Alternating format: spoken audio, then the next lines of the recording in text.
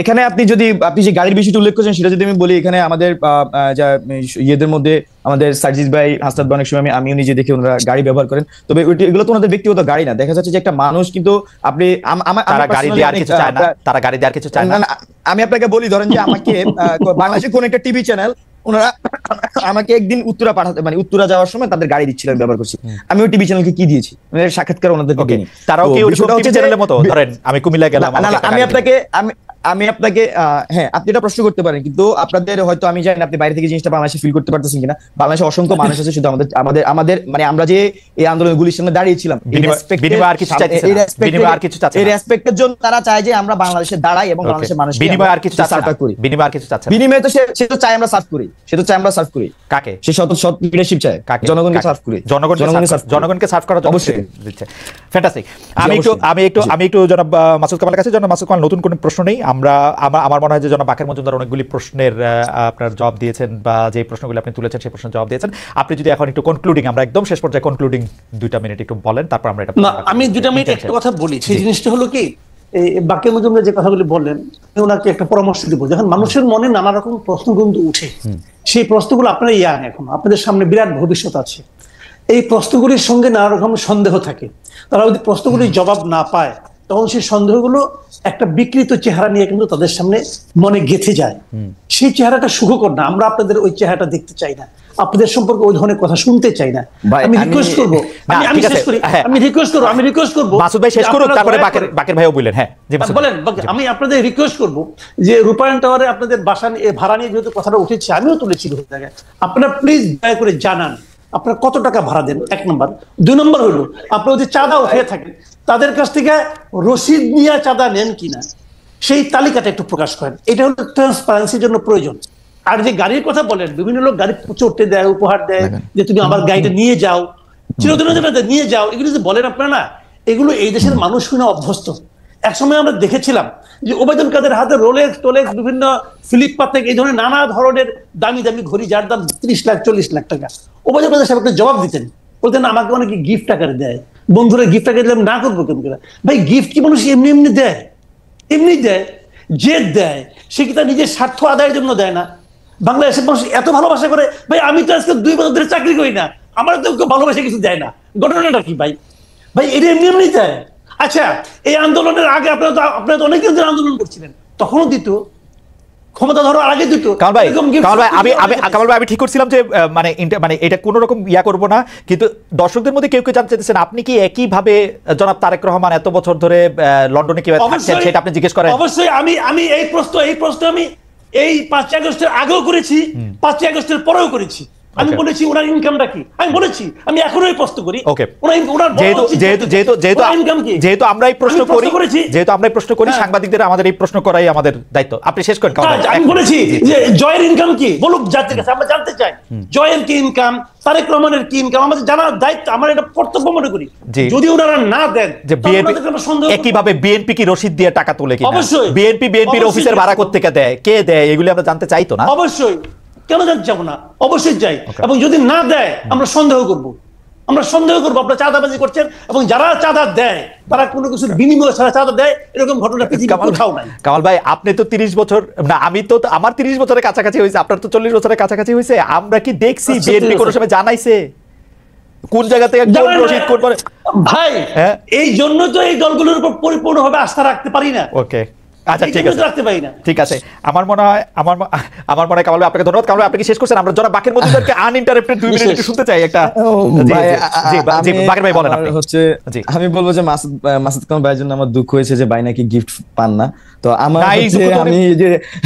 আমি আমার ভাইয়ের জন্য দুঃখ হচ্ছে। আমার হচ্ছে যে এই যে মানে এখন তো সরকার পতন হয়েছে, তার আগে আমার পুরো লাইফ টাইমের বেশিরভাগ সময় আমি গিফটে জামা কাপড় পরে কিন্তু আমি চলছি। মানে মানুষজন ভালোবেসে, আমার বন্ধুরা আমাকে গিফট করে, মানে খুবই এমন না যে আমাকে খুব দূরের মানুষরা দিচ্ছে, আমার বন্ধুরা আমাকে গিফট করে। এবং আমি যখন এখানে আমি জাস্ট বলি আমার ধরুন আমার এমন ফ্রেন্ডস আছে, না না না না, আমি একটু শেষ করি ভাই, আমি একটু শেষ করি। ধরেন যে আমার এখানে যখন আমি ছাত্র শক্তি রাজনীতি করতাম ঢাকা বিশ্ববিদ্যালয়ে, আমার অনেক বন্ধু, অনেক টিচার, অনেক অয়েল উইশার্স আছে, ওনারা কিন্তু আমাদেরকে কন্ট্রিবিউট করতেন। তো এখানে মানে ভাই যেভাবে বলছেন যে এটা আমি পলিটিক্যাল কথাটা বলছি, তো পলিটিক্যালি কিন্তু তারা আমাদেরকে কন্ট্রিবিউটটা করতেন।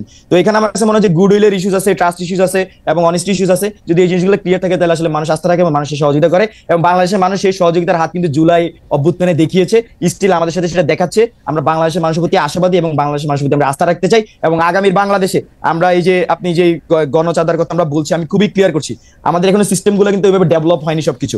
আমরা খুব শীঘ্রই আমরা এই সিস্টেমগুলো ডেভেলপের কাজ করছি। খালেদ ভাই যে প্রশ্ন করছেন, আমি খুবই সাধুবাদ জানাই। এগুলা ক্লিয়ার হওয়া উচিত শুধু আমাদের না, প্রত্যেক, আমি মনে করছি যে রাজনৈতিক দলগুলো এই বিষয়গুলো ক্লিয়ার থাকা উচিত।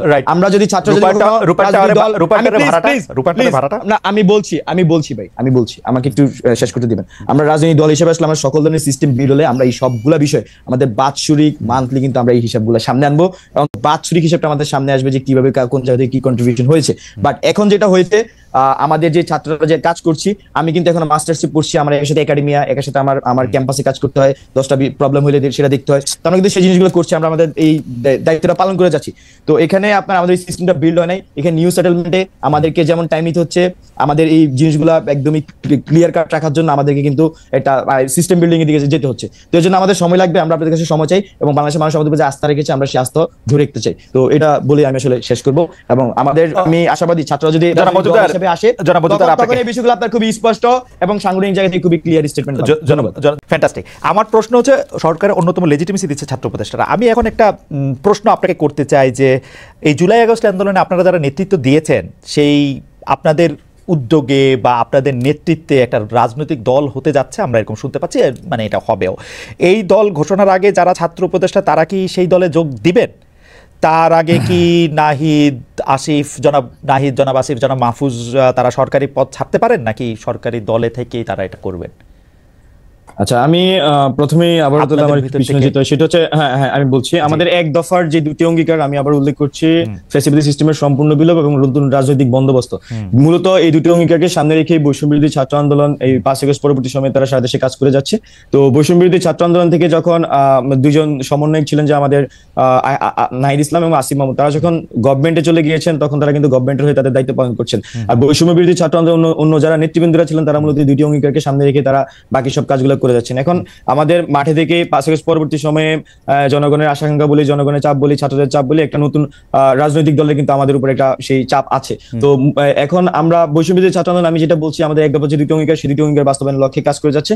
আমাদের রাজনৈতিক দলের বিষয়টি এখনো বিবেচনাধীন আছে, এখন এই বিষয়ে এখনো সম্পূর্ণ সিদ্ধান্ত হয়নি, আমি সেটা বলবো। আর আপনি যেটা বলেছেন যে এখানে আমাদের যারা ছাত্র উপদেষ্টারা গভর্নমেন্টে আছেন, আমরা মনে করছি যে ছাত্র উপদেষ্টা যে গভর্নমেন্টে আছেন, সেখানে তারা আমাদের ছাত্রদের প্রতিনিধিত্ব করছেন গভর্নমেন্টে, এবং হচ্ছে যে এক দফা দুটি অঙ্গীকার, সেই দুটি অঙ্গীকার বাস্তবায়নে তারা কিন্তু সেখানে কাজ করে যাচ্ছেন। আর রাজনৈতিক দলের সাথে তাদের নতুন রাজনৈতিক দলের সাথে তাদের যে আপনি যে সম্পর্কের কথা বলছেন, যে বা তারা আসবে কিনা, হ্যাঁ, সেই বিষয়টিও আমি মনে করছি যারা গভর্নমেন্ট আছে তারা আসলে এই নতুন রাজনৈতিক দলে আসার সুযোগ কম। আর সেক্ষেত্রে যদি তারা কখনো রাজনৈতিক দলে আসতেই পারেন, বাংলাদেশের নাগরিক হিসেবে তারা রাজনীতি করার অধিকার আছে, সে যদি কখনো রাজনৈতিক দলে আসে, অবশ্যই সে গভর্নমেন্টে থাকবে না, সেভাবে সে আসলে রাজনৈতিক দলে আসবে। আমি গভর্নমেন্ট বলতে বুঝাচ্ছি ইন্টারিম গভর্নমেন্টকে। যদি রাজনৈতিক দল করে, তাদের আসলে গভর্নমেন্টে না থেকেই তারা রাজনৈতিক দল করবে, তাই তো? অবশ্যই। আপনাকে অনেক ধন্যবাদ।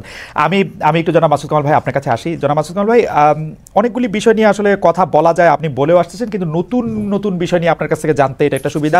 সেটা হচ্ছে যে বর্তমানে যে কথা হচ্ছে মুজিববাদ, জিয়াবাদ কথাটা আমি জীবনে শুনি নাই। মুজিববাদ কথাটা আমরা ইউনিভার্সিটিতে যখন ছিলাম, তখন ছাত্রলীগকে মুজিববাদী ছাত্রলীগ আমরা বলতাম, যারা আমরা ছাত্রলীগ করতাম না তারা।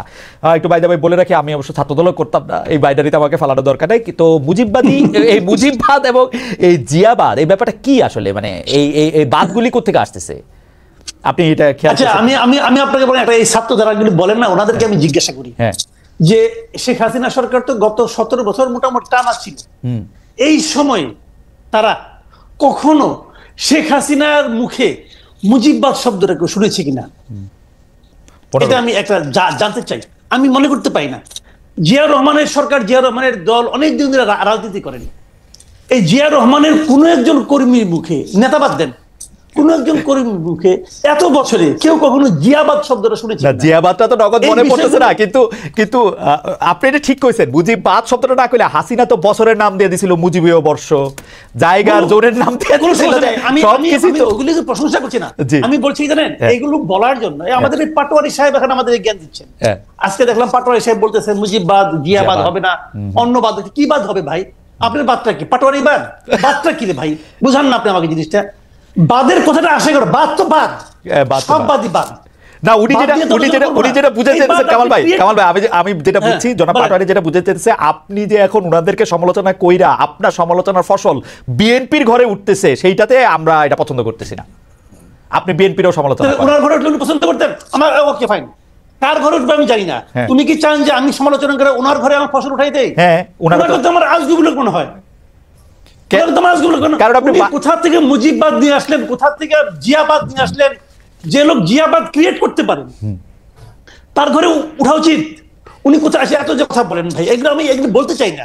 সিম্পল মানে বিষয়গুলো হলো জানেন, এগুলো বলে আমরা সবসময় বলি একটা কথা, আমি বলি সবসময় যে ভাই আমরা একটা ঐক্যবদ্ধ জাতি চাই। আমি আগে বহুদিন ধরে একই কথা বলতেছি যে বিভক্ত জাতি কখনো অগ্রসর হতে পারে না।